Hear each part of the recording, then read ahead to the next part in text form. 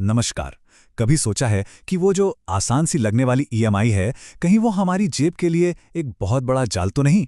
तो आज हम इसी सवाल की तह तक जाएंगे, इसकी चीर-फाड़ करेंगे और समझने की कोशिश करेंगे कि ये छोटी-छोटी मासिक किस्तें आखिर इतनी खतरनाक कैसे हो सकती हैं। ये हम सबके साथ होता है ना? कोई महंगी चीज पसंद आ गई और दिमाग में तुरंत एक आवाज आती है, अरे ईएमआई पर तो ले ही सकते हैं।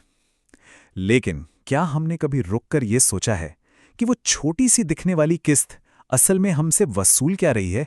चलिए आज इसी पहेली को सुलझाते हैं। तो चलिए इसमें थोड़ा और गहराई से उतरते हैं। देखिए, ईएमआई का जो सबसे बड़ा आकर्षण है ना, वो है इसका आसान दिखना। ये हमें वो चीजें फौरन दिला देती है जिसके लिए शायद शायद हमें महीनों या सालों तक पैसे बचाने पड़ते। ये है इंस्टेंट ग्रेटिफिकेशन का खेल। और यही तो इसका असली जादू है। एक बड़ी डरावनी सी लगने वाली रकम को छोटे छोटे मैनेजेबल टुकड़ों में तोड़ दिया जाता है। तो होता क्या है कि हमारा पूरा ध्यान उस बड़ी कीमत से हट जाता है और बस उस छोटी सी मंथली पेमेंट पर आकर टिक जाता है। और बस हम उस सुविधा के जाल में फंस जाते हैं। तो अब वक्त आ गया है उस परत को हटाने का, ये देखने का कि इस सुविधा की असली कीमत क्या चुकानी पड़ती है। सवाल यह है कि वो छोटी सी दिखने वाली ईएमआई असल में कितनी बड़ी बन जाती है। चलिए एक बहुत ही आम सा उदाहरण लेते हैं। मान लीजिए एक नया स्मार्टफोन लेना है जिसकी कीमत है 80,000 रुपये।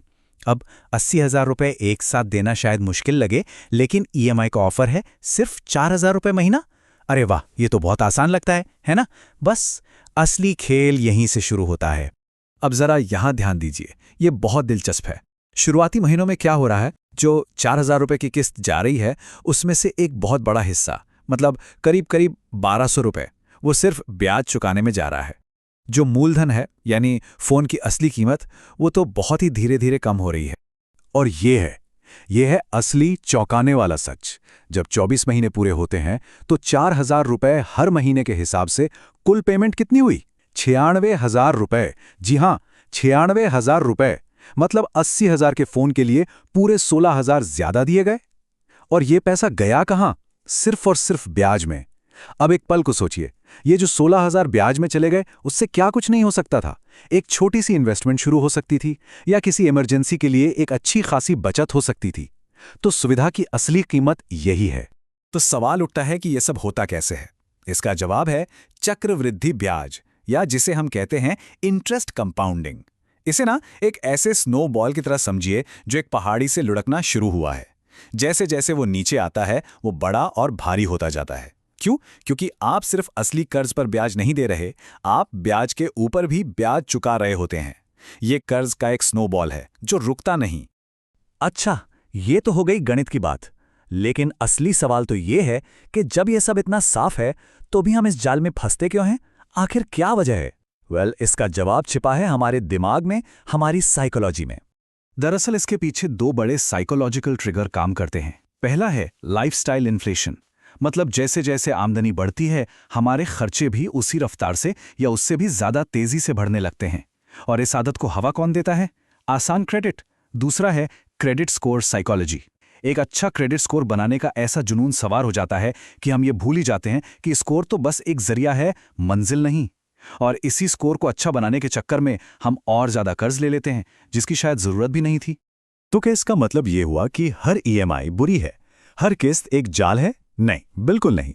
समाधान इस बात को समझने में है कि जो ईएमआई हम चुका रहे हैं, वो एक संपत्ति यानी कि एसेट बनाने के लिए है, या फिर एक देनदारी यानी लायबिलिटी चुकाने के लिए। चलिए इसी फर्क को जरा समझते हैं। और ये फर्क जानना बहुत बहुत जरूरी है। देखिए, संपत्ति या एसेट वो चीज है जो लंबे समय में आपकी जेब में पैसा वापस डालेगी, जैसे कि एक घर की ईएमआई या एजुकेशन लोन। वहीं दूसरी तरफ देनधारी या लायबिलिटी वो है जो सिर्फ और सिर्फ आपकी जेब से पैसा निकालती है, जैसे कि वो महंगा वाला फोन जिसकी कीमत तो डिब्बे से निकलते ही कम होने लगती है, या क्रेडिट पर ली गई छुट्टियां। तो फिर इस पूरे जाल से बचने की चाबी क्या है? खुशी की बात यह है कि एक बहुत ही आसान सा तरीका है। एक छोटा सा टेस्ट है जिससे कोई भी बड़ी खरीदारी करने से पहले खुद को परख सकता है। बस अगली बार कोई भी ईएमआई लेने का मन बने तो खुद से ये 3 सवाल पूछने हैं।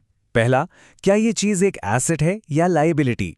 दूसरा, ब्याज वगैरह सब जोड़कर इसकी असली टोटल कीमत क्या पड़ेगी? और तीसरा और सबसे जरूरी सवाल, क्या इसे चुकाने का बोझ बिना किसी फाइनेंशियल स्ट्रेस के, बिना किसी तनाव के उठाया जा सकता है? और आखिर में बस एक बात हमेशा याद रखने वाली है, एक ईएमआई सिर्फ एक चीज नहीं खरीदती, वो आपके आने वाले कल का, आपके भविष्य का एक टुकड़ा आज ही खरीद लेती है। हर महीने जाने वाली किस्त आपके भविष्य की कमाई का वो हिस्सा है जो आज ही खर्च हो चुका है। तो हम सिर्फ एक सामान नहीं, बल्कि अपने आने वाले कल का एक हिस्सा दांव पर लगा रहे होते हैं। तो अगली बार जब भी कोई पेमेंट करने की बारी आए, तो बस एक पल के लिए रुककर खुद से पूछिएगा, ये पेमेंट असल में क्या खरीद रही है? एक ऐसी संपत्ति जो भविष्य को बेहतर बनाएगी, या फिर एक ऐसी देनदारी जो सिर्फ आज के दिखावे के लिए है? फैसला हमेशा हमारा अपना होता है।